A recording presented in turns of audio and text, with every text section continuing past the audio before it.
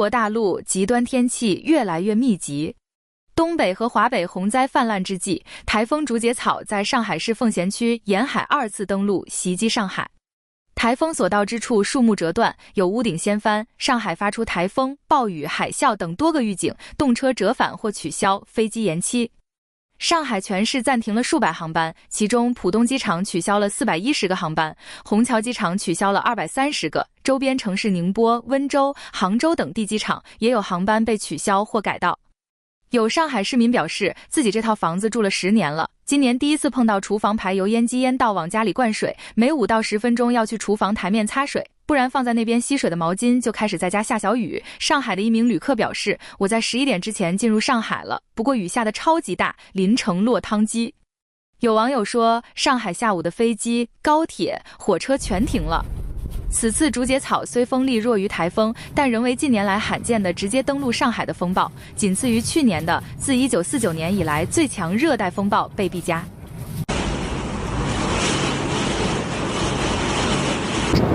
台风竹节草来势汹汹，我从北外滩收到了狂风暴雨，外滩五引道出现了雨珠，高头观景台空无一人。我今朝一家头承包了整个外滩，空无一人的外滩还是第一趟。台风、暴雨天气，没有可避雨的地方。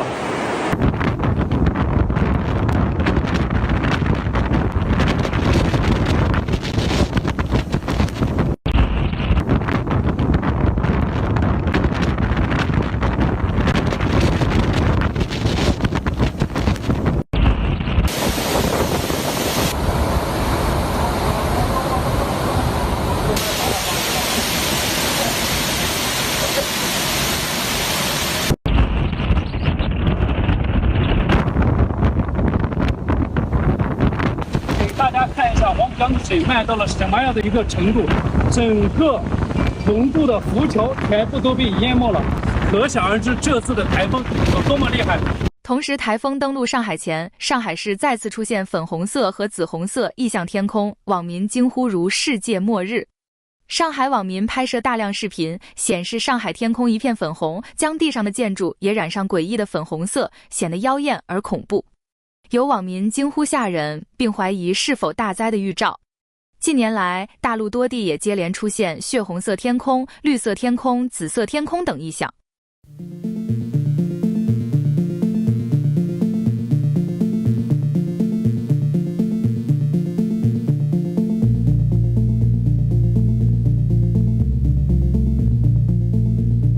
连日来，北京暴雨加上多个水库同时泄洪，造成密云、平谷、怀柔等区的大量村镇引发的灾害，触目惊心。有村民抱怨水库泄洪没预警，造成生命财产损失，很多人失联，生死未卜。还有救援人员披露，许多地方的死亡人数不让报。洪灾过后，洪水肆虐，留下了一地狼藉，满目疮痍。在怀柔区的琉璃庙镇偏道子村，那我身后呢就是偏道子大桥。那大家通过画面可以看到呢，整个桥呢是一共有这个3个桥墩，在一开始的这个位置呢，现在整个这个桥面呢已经被冲垮了。当时这个水的痕迹已经到这个位置了。那我现在脚下大概还有是将近10厘米左右的这个淤泥，再加上我的身高，目前感觉这个洪水的位置大概是得有2米左右。现在在比较靠路边处的农田呢，已经被这个冲刷倒了。怀柔的琉璃庙镇的琉璃庙村，那么村子里淤泥是非常的严重，在现场我们可以看到很多的车辆被大水冲得四处翻倒，村民的家里损失也非常严重。水来的非常急，也就是前后不超过10分钟，这屋就满了。密云区葡萄园村，我现在所在的这个街道呢，是受灾比较严重的区域之一。那现在的时间呢是7月29号的晚上8点钟，在现场呢，我们可以看到这些水呢已经渐渐的退去。那目前呢，我们可以看到现场已经基本上没有什么淤泥了。那雨水呢也都在逐渐的退去的过程当中。那昨天呢，群众告诉我说，基本上要没到大腿根的这个位置。车全都冲的哪都是，那边是小学校，小学校全都墙全都冲塌了。电呀！我的妈！冲的哪儿都是。现在这趟道还已经都清出来了，但是还有很多水。我们回家把这冰箱的东西都拿出来了，哪都是车。那儿的桥都已经冲断了，上边是一个村庄，然后那儿桥都已经断了。北京平谷区在7月27日至28日发生暴雨，5个水库同时泄洪。28日清晨，镇罗营镇、黄松峪乡、金海湖镇等部分村庄受灾，交通和通讯中断。根据关上村的村民披露，当时洪水很猛，已知被冲走的人救回一个死亡，还有的没找到。村民都在抱怨泄洪没预警，造成生命财产损失。早上5点多吧，泄的洪根本就没有通知，老百姓任何的准备都没有，很多船都被冲走了，有人冲走了，很多失联的。官方消息称，截至28日深夜12点，北京全市因灾死亡30人，其中密云28人，延庆2人。救援人员披露，许多地方的死亡人数不让报。重灾区之一的怀柔区琉璃庙镇在26日突发洪水，至今断网断电。29日抵达当地救援的人员透露，由于道路毁损严重，救援车辆接连堵车，无法进入灾区腹地。是在琉璃庙灾区的边缘就挺惨，当时的水是真的大呀，房子呀倒塌，车在那儿泡着，有一些被冲下来的车都挂在桥上了，30人不止，我们知道的人员都还没有放。全冲走了，这看着害怕晕眼，瞅着太可怕，没水没电。这底下是个河套，这是一个路，这不是都悠着呢吗？新悠的，没超过1个月就成这样，这一条沟全是地。现在全部给撸光了。但是从我记事以来，就是没有这样洪水过。北京一灾民发视频表示，洪水过后，我的新家一夜间全部毁了，这都没人管，区领导都不来，还瞒报灾情，我这新农村房屋全部被毁。对于北京市平谷区，我们家车已经被冲走了，然后现在这个水只有半人高，几10年没见过这么大的水。看这2辆车落到一起了，都是从上游冲下来的，然后看这边那个电线杆子也倒了，树木、石头什么的都是从山上冲下来的。村里边这个桥已经坍塌了。在北京密云区受灾严重的太师屯镇，我们航拍画面里能够看到，不少房屋依然被浸泡在水里，几乎每一条街道都有损毁车辆浸泡在水中，不少村民到处找自己被冲跑的汽车。居民刁先生回忆，水位最高时，1层房屋完全被淹没，2个电动，1个小轿车，都被冲了。现在找到车也都报废了，找到了，前面的机盖的什么的全都给撞没了。都是车压车冲撞的那种，上面还有木头。法广报道，33岁的杂货店老板翟女士表示，这样的损失前所未有，并且洪水来势汹汹，很快就把院子墙推倒了。她自己身高172厘米，洪水几乎漫到了她的胸口。另一位个体户老板杨先生表示，自己的早餐店也未能幸免，店里的一切都被毁了。他的妻子无奈地说，想哭也没办法，只能自己安慰自己，人没事就好。这个车怎么用的？报废了。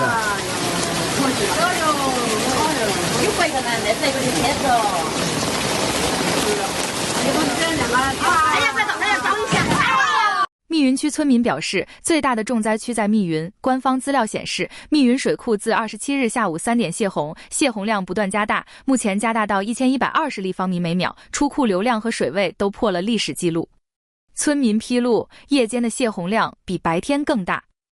闸口全开了，密云水库下面的村都淹了，有一个碱厂闸坝，它那个水都已经升到山的半腰了，还是在泄洪。密云山区还是严重，山区的楼房都已经淹到第2层。密云上游的河北、兴隆也很严重，只要在河边的都很苦。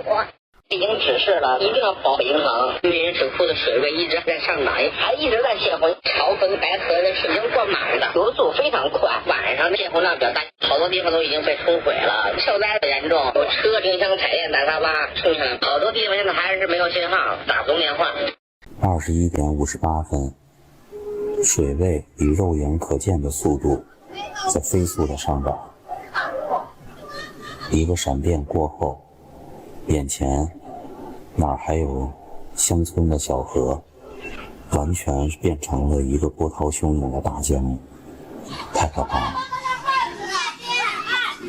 水漫过堤坝以后，已经到了1楼，按照这个速度很快就会冲上来，我们必须得撤离了，再晚就可能来不及了。22点15分，第一方案的退路被雨水灌成了一条急流，老人和小孩肯定不能通过，坏了，走不了了。就是大哥，咱们是里面的村民是吗？里面村的吗？啊，对。然后就是目前就是据我们了解，咱们已经是断联了3天，目前里面情况是什么样的？哎呀，没水没电没网络，什么都没有，全都完蛋了，里头全完蛋了。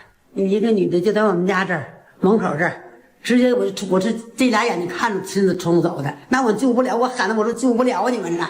那我要气完也得跑了。那么我们可以看到呢，在经历了几天的暴雨之后，我身后依然存在很多被洪水冲垮的房屋和废弃的车辆。另一方面，当局对灾情资讯管控严格，网络上关于灾情与伤亡质疑的内容遭到删除。一名北京网友发布北京密云洪灾的视频，结果被以使用 AI 制作为由投诉下架。兄弟们，就因为你们的投诉，我的作品被下架了。有人认为该视频是 AI 制作，我的评论区一大片的人在声讨我，说我使用 AI 视频导致我的作品被下架，认为这个画面是 AI 合成的，如此施法不可能存在，并且有人认为该集装箱也不会出现在我国。那么我找了几个路人的视角拍摄到该集装箱视频的镜头，各位可以去看一看。认为是 AI 投诉我作品的那些朋友们，是不是应该说一声对不起呢？对比往年每遭遇重大灾情，民间搜救队都会快速响应支援。这次北京洪灾与以往相比更为安静，没有民间支援的报道，也看不到有自发援助行为。目前洪水还没退，求救的声音却被消失。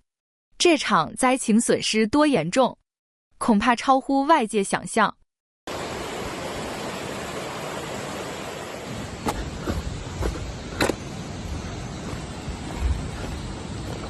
这房子已经冲没了，儿子上医院抢救，孙子现在还下了不明，找不到。昨天就找，今儿个也找不到，找不着这人。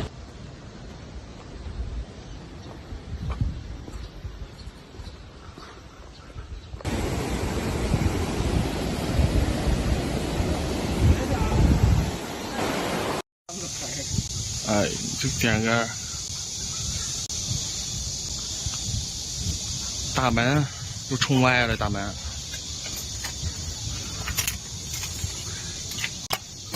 这都干了2天了，淤泥底到膝盖这儿。看这个厢房，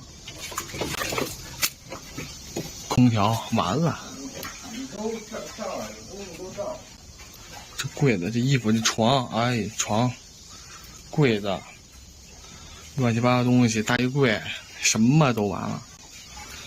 这屋这地暖，你看，地暖估计都泡坏了。但是一些这个地方都要出现一些弯曲的地方，像营造这个改造是比较。